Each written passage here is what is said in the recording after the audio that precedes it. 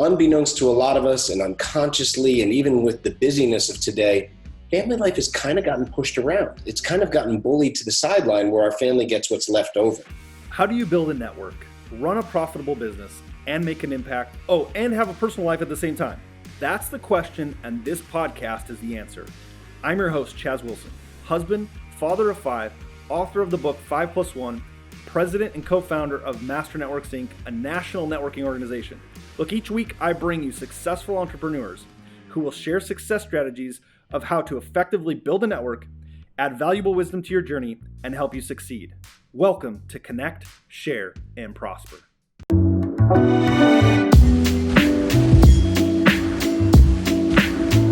Hello, everybody. Welcome to our show. We are excited to be with you today. Got a special guest. Make sure you comment where you're from when you hop on. Remember, every Monday, noon Central, I bring amazing guests like the one we have today to share their wisdom, their success, their experience. Every once in a while, some lessons and some failures to help us succeed along our journey. It's episode 85 today.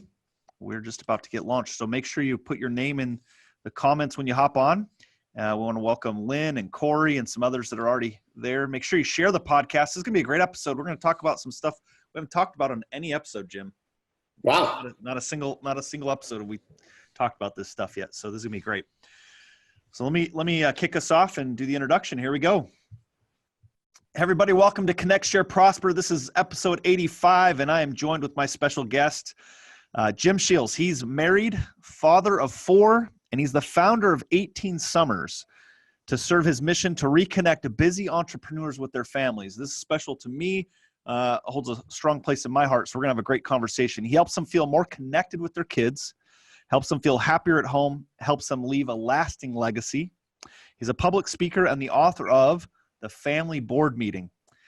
He's a public speaker and owns a private real estate company that's done over $200 million in transactions, avid surfer, loves to travel and spend that time with his family. Welcome to Connect, Share, Prosper. Jim, welcome. Thanks, Chaz. Good to be here. So I'm super excited for this because we were talking just before this started. You have 4 children. I have 5 children. And it's important that, like, you know, in business, we have all this stuff we have to balance. And people often ask me, like, how do you balance being a business owner and having a family? And so what advice do you give people? How do you balance it? How do you make it work? Yeah, I think that one of the most important things we have to do is we have to put that which is most important in priority position. And unbeknownst to a lot of us and unconsciously, and even with the busyness of today, family life has kind of gotten pushed around. It's kind of gotten bullied to the sideline where our family gets what's left over. Mm-hmm. So I try to give what I call really clear rhythms and principles that will ground us into that yin and yang of success in business and success at home. And I think when you strive for both, because so many people think, oh yeah, family life, I got that. And they don't give it focus. And you know, any subject of important learning needs some dedicated focus of learning to it. But I think once you give that awareness, what I say is you want to strive for both. So you want to integrate the two of them together. And I give a couple of principles on how to do that. So you heavy into real estate, right? Own a company that does real estate investments. How did you go from real estate to starting something called 18 Summers? First of all, what is it? How'd you get started and what led to that? Yeah, so I'll tell you the story of 18 Summers, but really a lot of this started almost 10 years ago, Chaz. I was sitting in my office and I was reading an article about a guy named Isaacson. And Walter Isaacson's claim to fame is he was Steve Jobs' biographer. And it was a really interesting read because he was being interviewed a few days after Steve Jobs passed away. And the article basically said Steve Jobs spent his final days surrounded by close family and used the opportunity for final interviews to explain to his wife and children why he wasn't always there for them. Wow. And when I read that, there was a lot going on in my life. I had just been offered, so I was running the real estate investment company that I had brought back from, near extinction from the 2008 meltdown. We were in the process of growing our business, our family from 2 to 4 children. And Chaz, I have the great experience of knowing the love of both adopted and biological children. But it's not, as you know, and a lot of people out there, it's not easy growing a family. And we were at that time going through the pain of miscarriages. And that's something that can make you want to feel like giving up. And to top it all off, if I didn't have enough going on, I had just been given the approval from the Mayo Clinic to be able to donate a kidney to my father. Wow. So with all those things hitting at once to a point of critical, I guess I just developed a deeper commitment and curiosity towards family life. Yes. And it made us stronger, brought us together. And I searched for ways to make sure that family life did not get left behind. As we ran up that entrepreneurial mountain, I didn't want my family to be left behind. I didn't want to feel like a stranger where you're a part-time disciplinarian or an ATM machine. I want a true. Yeah. But so Jim, I think people say that, but I think people okay. So what's the difference? Like, right. You have this feeling, but then you took action at a level of creating something, like putting it to action, right? Yes. Yeah. You have to take action, and it has to become a priority. I look at my family now. I'm wired like an entrepreneur, Chaz. So why am I going to fight it? So I consider my wife and my children to be by far my most important investors, clients, and key team members. Yes. I treat them as such. And there's a couple of things that I'm sure we'll go over today that have really helped me keep my ADD entrepreneurial ambition in line. And the last thing we're doing here today is knocking out ambition. And I'm certainly not shooting down Steve Jobs' accomplishments, but we want to see that success in business and that success at home. And I don't think you have to sacrifice either one. You just have to be very intentional with the things that you put into practice at home. Yeah. So guys, I'm with Jim Sheils here today on Connect, Share, Prosper, the founder of 18 Summers.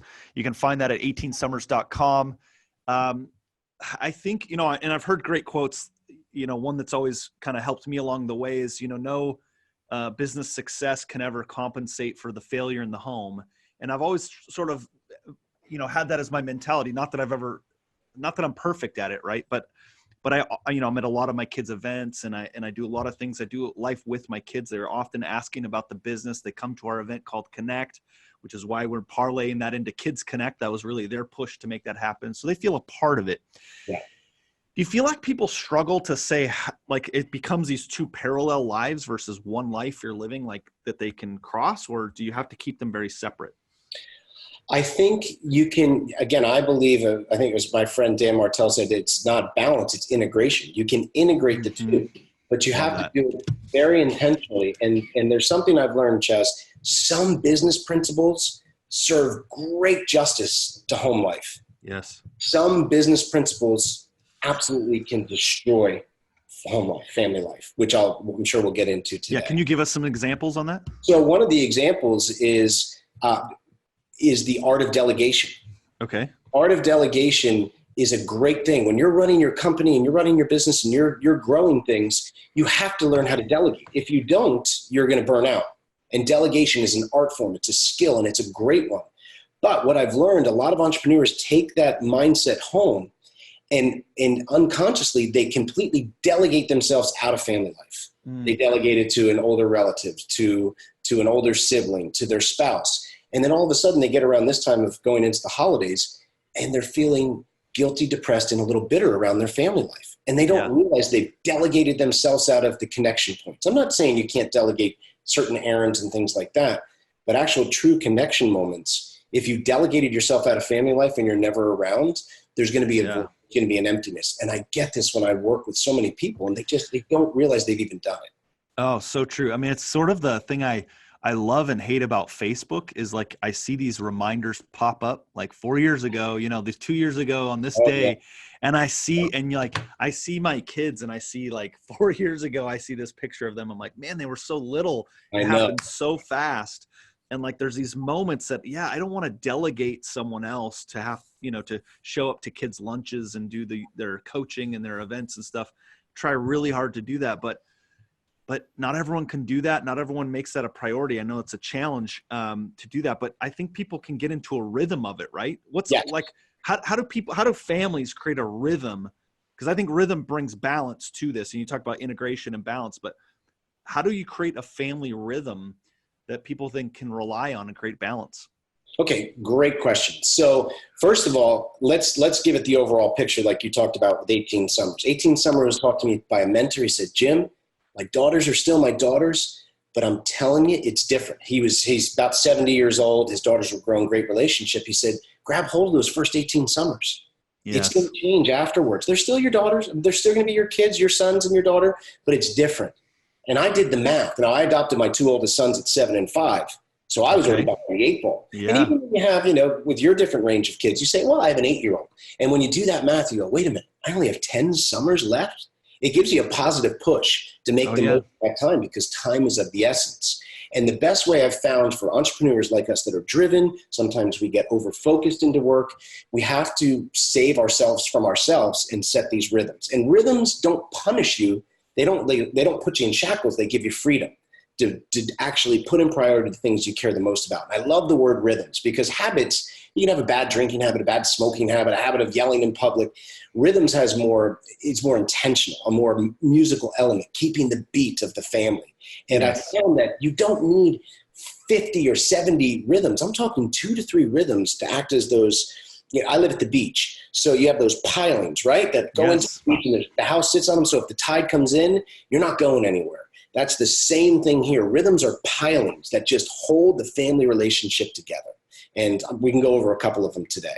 Yeah. So first of all, give us one. Like you say, let's go over a couple. I'd like to dive into it. Yeah, I was just in Dallas. My wife and I were teaching at an entrepreneurial couple thing. There were about 60 couples there. And we've all heard about date night. We've all heard about it. But I said, I want you people, because I believe in rhythms, to please be honest and raise your hand to how many of you can name the exact day and time every week that you have a date with your wife or your husband. Mm-hmm. Chaz, less than 10% of the room could raise their hand. I believe it. These were high achievers. And they had already said, when we had said, let's put relationships in priority, they all raised their hand and said their marriage is most important. Now, they had an appointment with their CFO. They had an appointment with their accountant, with their sales team, their marketing team, but not with their spouse. Right. So one of the things I say for us crazy ADD entrepreneurs is set the same day and time every week to have a date with your spouse. Non-negotiable. If you're traveling, great, but that date has to be rescheduled. Just like if you had a thing with an investor that was fronting most of your business, you're going to reschedule that call. You're going to reschedule that meeting. So I say that's a starting point, because you can start to hold the space. And for someone like me, I'm not going to mess it up. Thursday, 5:30 to 8:30. Thursday, 5:30 to 8:30. Thursday, 5:30 to 8:30. I don't forget it. My wife and I have done that for years. Let me touch on one thing here, because before you go to the next one, because I agree with you, right? It's if it's not on the calendar, it doesn't exist, right? We talked, our team this morning, we talked about non-negotiables. That was something we talked about. So you mentioned this as a non-negotiable. I think sometimes, and maybe you can help me work through this a little bit, or maybe this is personal for me and I'm sharing, but I'm sure there's others watching that might have the same. So, and you mentioned it before about there's things that you can do in business that you shouldn't probably transfer to your family because it doesn't quite integrate the same way. And so sometimes I was thinking for a long time, like, okay, if it's not on the calendar, it doesn't exist, but I want to treat them special. Because everything that's on the calendar is business. And so I'm not going to put them in that same category. So don't put them on the calendar, if you know what I mean? But then that's worse, because then it doesn't happen. If I follow my calendar from 9 to 5 and then I don't have the calendar from 5 to 9, then it doesn't happen. Right. So absolutely, what you're saying is, look, that rhythm needs to get on the calendar. It needs to be the same day, the same time. And if you have to erase it, you got to replace it with some, that other time and do that. But how do people balance that? How do they make that work? Well, I think it's just, first thing is an awareness. And second thing, you hit the nail on the head. That which we schedule gets done. It's not impersonal. It's not a disrespect to your family. It's the most respectful thing you can do, where you're saying, this is a non-negotiable appointment with the person I love the most. Napoleon Hill said, the person you marry is the most important mastermind you'll ever do in your life. So you make that a non-negotiable meeting, and that which we schedule gets done. So you put that on there. And my wife, again, this was years ago. Most of the things I talk about, Chaz, I messed up, right? Years ago, my wife said, I don't think you want to date me. I said, oh my gosh, I want to. But a week goes by so quick. It's Monday and then you sneeze and it's Friday. So if you, again, like you said, you put those pilings of every Thursday night, don't schedule me on a podcast. I'm not going to an investor dinner. I'm with my wife. Yes. And that one thing, Chaz, has brought us through so many, triumphs and defeats and brought us closer together.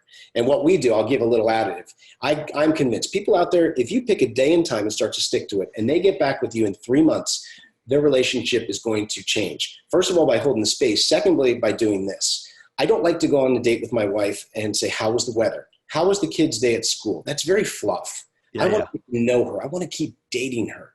we're friends. I want to get to know her better.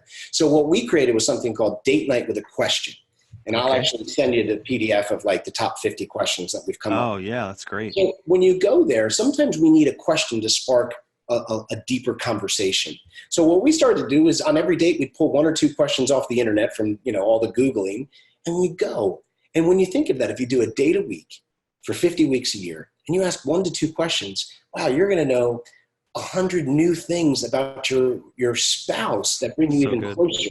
And it changes the conversation, because if you don't go prepared, then again, it gets into, we have to run these errands. The kids have this game on Saturday, and that's all good. But again, that's the garnish. That's not the meat and potatoes.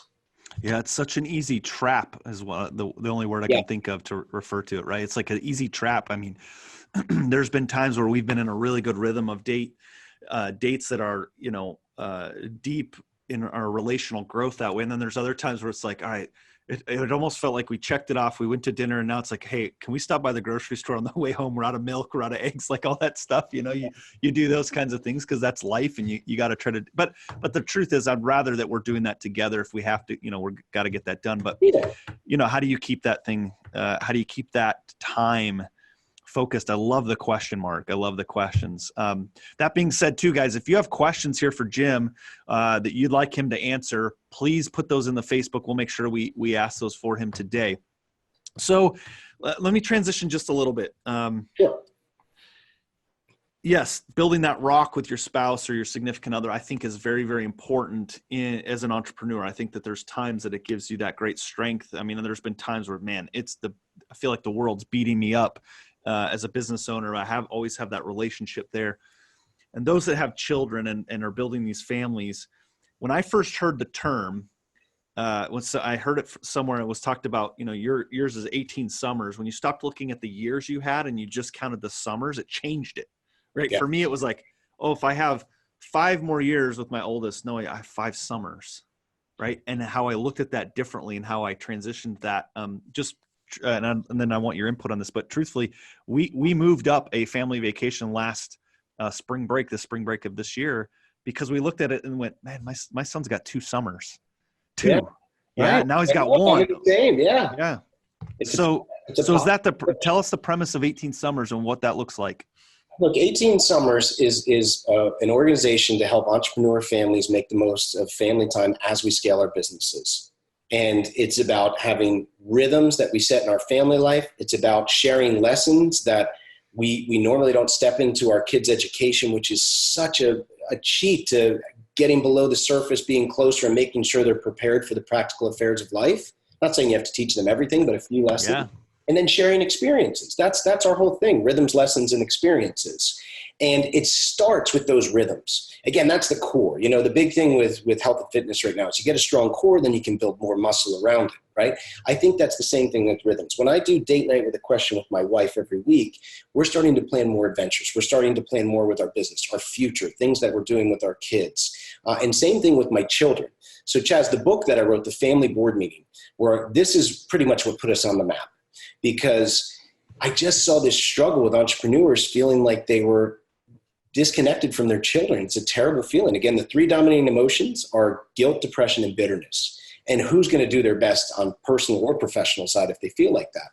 So what I started to do, it was years ago, I gave at Christmas time, my oldest sons, they were 7 and 5, quality time coupons at Christmas. And I said, look, you are my most important investor in my life. And they're like, what the heck is that? They're 7 and 5. And I said, it doesn't matter, but you're going to cash on these coupons every quarter. And they're like, what's a quarter? I said, every 90 days. They said, okay, every 90 days, you're going to cash this in. We're going to have a day together. Just you and I, one-on-one. I'm going to turn my phone off. You plan the day, and we're just going to spend time together. And this became known as the family board meeting strategy, where every quarter I was having an important meeting, a quote unquote board meeting with each of my children. And it was one-on-one. I turned my phone off and I let them plan the day, and we spent time at the end of the day to talk. Now, why was this important, Chaz? When I first came into my son's life, they were 7 and 5. My older son, my wife had been married young to a high school boyfriend, terrible situation just after college, alcohol abuse. She stood up for herself, got full custody, and stepped out. She has an incredible story. And I met her a few years later. And the boys and I, who she had gotten full custody on, hit it off famously. But there were some trust issues. And especially for my oldest son, for things that he had gone through outside of my wife's control, or his. So when I first came into his life, he was a terrible student close to failing. He suffered every night from night terrors, which are a terrible thing if you've ever experienced them. Your son or daughter is up for hours at a time. And he had been put on the spectrum at school for autism. Sure. Now I knew, maybe call me naive optimist, that these things could change. Most of the times with young boys especially, they just need a good role model that they can feel safe and appreciated by. And we started to have these quality time coupons, these board meetings every quarter, one day a quarter. I just took off and they were my main focus without my phone, with them. So they pick the day, they plan it. They pick the day. We scheduled a day. Yep. They plan the day. You want to learn about your kids' passions and interests, let them plan the day. And my big thing where I talk about intermittent tech fasting, if I'm on a date with my wife, I'm on a tech fast. If I'm on these board meetings with my son, I'm doing a tech fast. My phone is not allowed on and neither is theirs. So within a year, Chaz, I went from my son, we had these breakthroughs on these days that were remarkable. And within 1 year, he went from failing to getting the most improved student of the third grade. Wow. They retracted the diagnosis of autism, admitted it was a mistake. And within 1 year, his night terrors were completely gone. Wow. And I would have given, and it was very uncomfortable for me to talk about that. I mean, I'd cry in front of a crowd of 500 explaining this strategy. And I would have given up my whole real estate portfolio, but you don't have to. And I want to make something else noted. There's a time and a place for these things, but I want to let the audience know we got those results without therapy and without medication. Wow, so good. It's you don't know the power of connection and quality time if you're willing, again, not to delegate yourself out and you step in. And when I shared this, now this strategy has been used by thousands of entrepreneur families all over the world because this one-on-one time is key. And if you're doing it every quarter, it keeps you rhythmized. It keeps you focused. You go deep that day. That's the pilings in the relationship with your son or daughter. And the conversations that come out of it, oh my gosh, I can't believe my son opened up about this. I can't believe my daughter talked about this. It's incredible. You'll see it once you start to use these. So, I mean, I think the way you said is so powerful, right? It's you don't have to choose. I mean, what you choose is you make this a priority and you have these board meetings, this time that's one-on-one, and then you find these other rhythms throughout the time, throughout the day, the week, et cetera, that aren't necessarily these chosen days that you go out with them. I'm getting waved. We got a couple questions that came in. Guys, share this episode out, tag your friends, get them involved in this conversation. Who do we have a question from? So Mike Forrest has some feedback from Missouri. He said, ouch, calling us out like that. And from now on, he's going to start a non-negotiable appointment, Friday lunch. So Mike Forrest in Missouri says, ouch, calling us out like that, non-negotiable appointment. My Friday lunch dates will be 12 p.m. to 2 p.m. because my wife works midnight shifts. Love that, Mike. Thank you. Good one. And Lene loves all of this that's going on. Love it, love it, love it. Yeah, so I think that's the thing, right, is everyone feels at times like they have to choose. I know I struggle sometimes. You talked about guilt. I think I've struggled at times when, and I feel like I've done a pretty good job of this over time, but there are moments of time. Like if I looked at it stretched out, I feel like I've done a really good job, but every once in a while there's moments where it's like travel schedule. I can't get back for a certain event. I've done really good at times to be back for those events. But every once in a while that happens. And how do you balance that when you're like, gosh, I made 9 of 10 events, but that 10th one I wasn't able to get back for. How do I balance that? The harshest critic on most entrepreneurs, by far, from the thousands that I've worked with and interviewed with, is the entrepreneur. And I'll sum it up with this story. If we would give this advice to someone that we were coaching or someone on our team, we are always focusing on the 10% and not the 90. If you're doing good things, one of the worst things I see is when we are doing some pretty good things and then all of a sudden you focus on that 10% and that you're putting the magnifying glass on that. Well, guess what starts to happen? The Chaz little man on the shoulder starts to say, man, I can't believe I missed that. And all of a sudden you start to slide backwards because you're focusing on that. Now it goes from 10% to 40% that you just give it up. I'm not going to have one-on-one days because I missed one. I'm not going to do dates because I missed 2 weeks. We beat ourselves up. And so a couple of weeks ago, my daughter she had been watching Kung Fu Panda, and her little brother and her were joking around, and she did this karate kick, Chaz, to her little brother. It scared me. Yeah, right. It came close to his throat. And so, I yelled, "What are you doing?" I really raised my, you could have hurt him. And I felt terrible. She did, she was just joking, but it was a pretty, she's a little kid and he's a tough kid too. But, it was way too hard. And I calmed down. My wife is Miss Montessori Waldorf. She's so good. She can walk through it. I'm the messer upper, that would raise his voice at this and, not follow the best techniques. And I sit her on my lap and I say, "You know what, sweetheart, I'm sorry I yelled at you. I shouldn't have done that, but you could have really hurt your brother. But I shouldn't scream at you like that. I should be more patient to teach you because you didn't understand." And she said, "Daddy, it's okay. We're all still learning."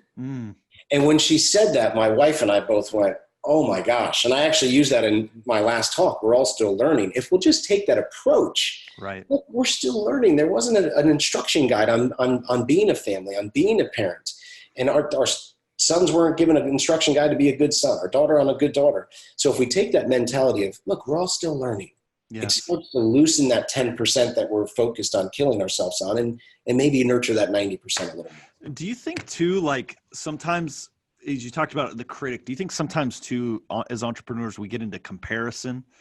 Oh my gosh. Right. Yeah. So, we were talking about, different memes before we got on. We all know social media is like a television show.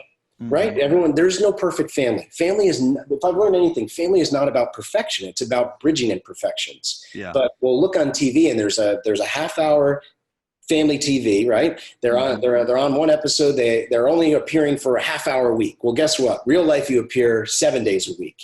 And we see the pictures or the pieces and we all do it. And we start to compare. And family is not a competition. Family life is not a competition. There is no, it's us against that family or this family. Play your own game, focus on your own family, collaborate, so it's a cooperative effort, cooperate with other families, but don't compare it. It totally kills your efforts. Yeah. So important. And then I think that's where it comes into knowing, if you're talking about your spouse or your children, knowing them and knowing what they need, not trying to compare and say, well, gosh, I see this dad or this business owner doing this. Well, that may not be important to your child. Something else might be more important to them that they want. So are there like telltale signs that maybe we're succeeding or we're failing in this? I mean, I think when you set these rhythms, like again, there's 3 rhythms. If you want to start with date night with my wife, quarterly board meetings with my sons, and then family meeting every Sunday. That's a starting point. You put those 3 into action, you're going to start to see things. And I think one of the biggest signs is your kids start to talk to you about things that you want them to talk into. You want them to open up to you about certain subjects, not their friends or the internet. That's a sure sign. When you actually know the knowings of what's going on in their life. I've met a lot of busy entrepreneurs, whether male or female, where I start to ask, well, what's their sports team about? Or who are their closest friends? They almost can't name it. And then I think one of the biggest things, Chess, which I hit on, when I start working with entrepreneur families, usually the busy entrepreneur, I say, tell me how you're feeling around this or that. If there's guilt, depression, and bitterness, that shows that you're probably not staying grounded at home. So we got to listen to that internal clock. And those 3 emotions are really a powerful, signal that maybe we got to add some more rhythms. Maybe we have to, take some tech fasting. I think tech fasting is one of the most important things that we can do. You got to disconnect to reconnect. That starts with these big events like a day with your child, with the date with your wife. And every day in our family, Chaz, we do a tech fast for 2 hours at the end of the day. Everyone's phone's off. And so good. It just opens up because, you get that one text, that one email. It interrupts everything. You're not there. You've kind of left the building.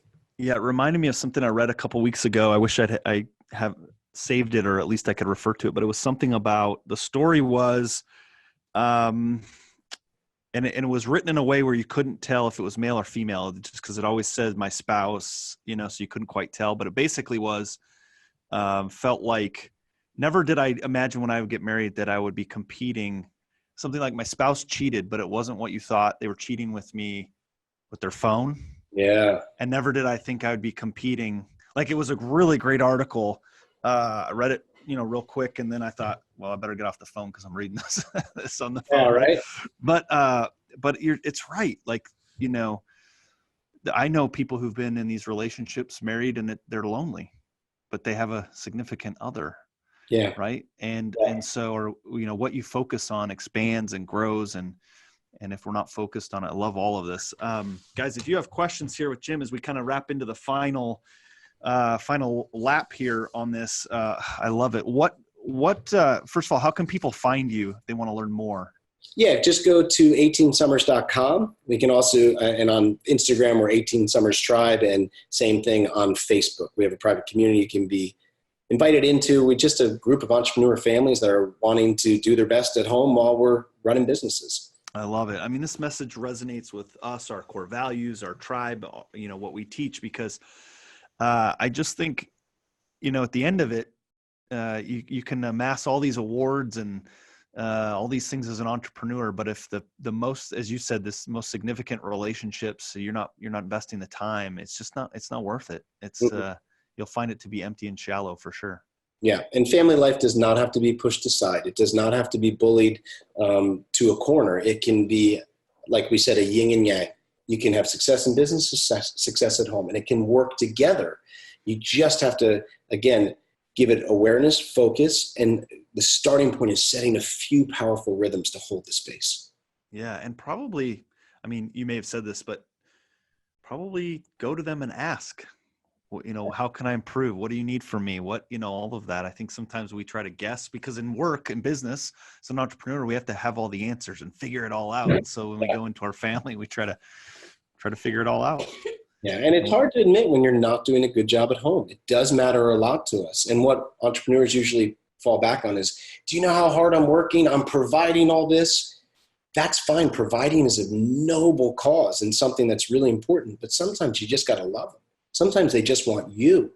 And that's something we forget and we don't give ourselves credit for. You know, a young son, daughter, or a spouse that loves you, they just want you sometimes. Yeah. So providing is important. I'm not saying that, but you have to integrate where it's you they want. That's why you can't delegate yourself out of the situation, because it's, when I do these interviews and work with families that are repairing some lost years, that's what they say. We say, we never even wanted all that.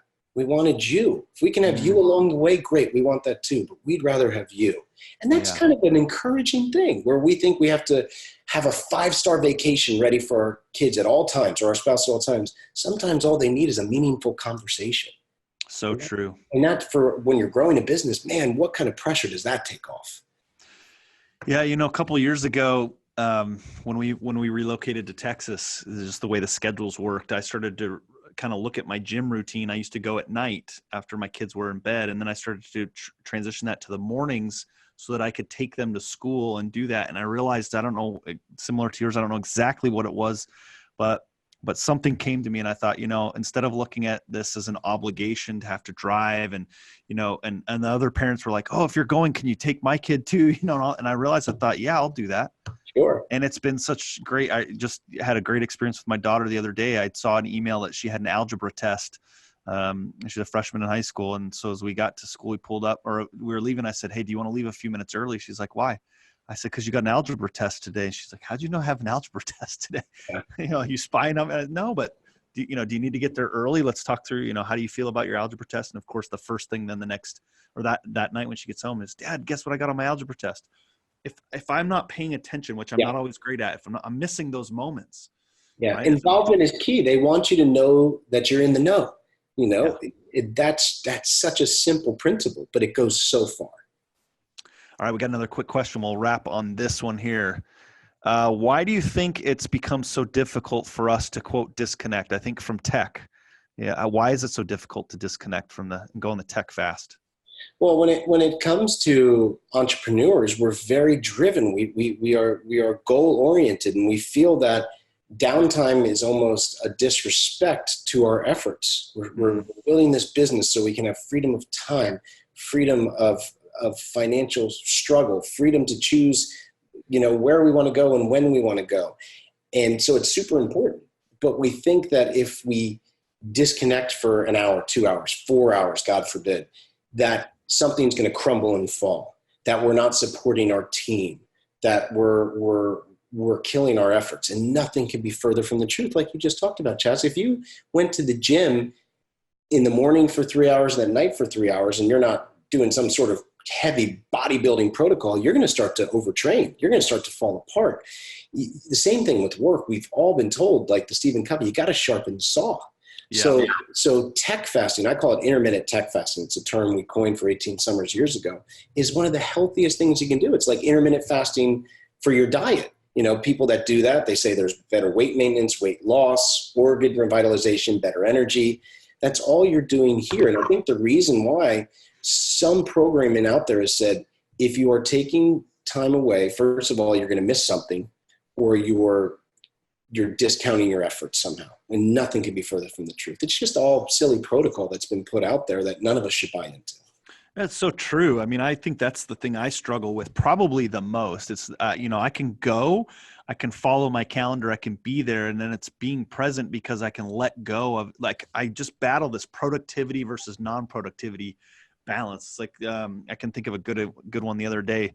It was a weekend and my son was like, Dad, I got this new game. I want to play it with you. And I'm like, oh, productivity. Is this, even though like, I know what the right answer is, but it's still that battle because my mind's so used to going, is what I'm doing a productive activity right now? Is what I'm doing a productive activity right now? And even it's hard to turn that off. I think for entrepreneurs at 5 p.m. or on a Saturday or Sunday, it's hard to turn that off. And that's where the struggle comes in. Oh, absolutely, Chaz. And it kind of lines up. Remember I said the art of delegation can really harm family life. So is the art of productivity. It's not about productivity. It's about connection. Yeah. This isn't the means. It's the end. This is what we all work so hard. When we first did our goals, I'm going to be a business owner on my own because what? What do I want? Like we have these moments all along the way to have these connection points, to have these memorable moments, but we're almost saying, no, we're going to push them all to the side and just keep going. And that's just, it's crazy. It really is crazy. And I've been that crazy guy. I think that one of the changing points for me, Chaz, is my daughter loves going on the trampoline. I was sneaking in that last text, right? I was supposed to be on the tech fast. And someone messed up a real estate deal we're working on. I'm frustrated. I'm thinking it through my head. I'm not there.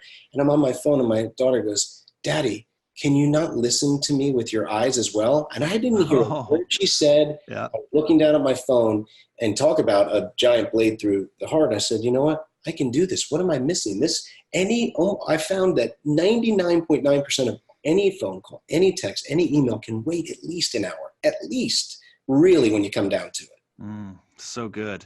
Well, and I think that's why everything that you've said is why we as an organization and one of our core values is to do life with our families, not have these two separate parallels that we try to balance. And so our national event we have called Connect, we now offer something called Kids Connect. So for everyone watching today, bring your 10 to 17-year-old entrepreneurial kids and do Connect with them. Don't tell them about it. Don't go home and, my one son's already bugging me to go by. He's bugging like, Dad, I got to go get a new suit. I got to get a new suit. He's already worried about what he's going to look like at the event. I got to go get my new suit. I said, well, you're still growing. I need to wait till closer. That's why I keep putting it off. I'm like, I could buy you a suit today, and by February, it could not fit again. You're growing so fast. So like they're excited to be at these events and do life with us. And that's what it's about.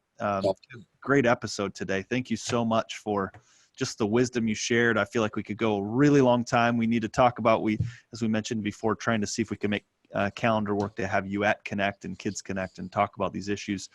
Guys, thanks for your questions. Thanks for all the great comments and likes. Make sure you share this episode. This is a message that we need to get to all of our chapters throughout the country, to our entrepreneurial friends.